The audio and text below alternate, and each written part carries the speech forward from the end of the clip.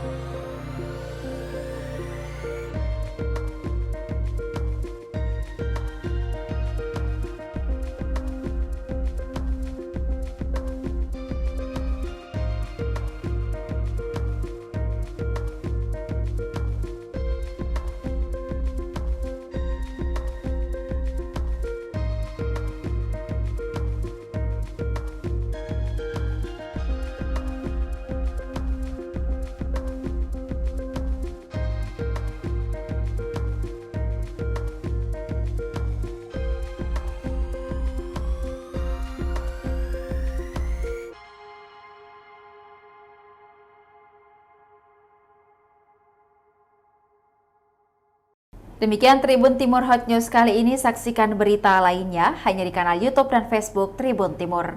Download Tribun X sekarang, menghadirkan lokal menjadi Indonesia.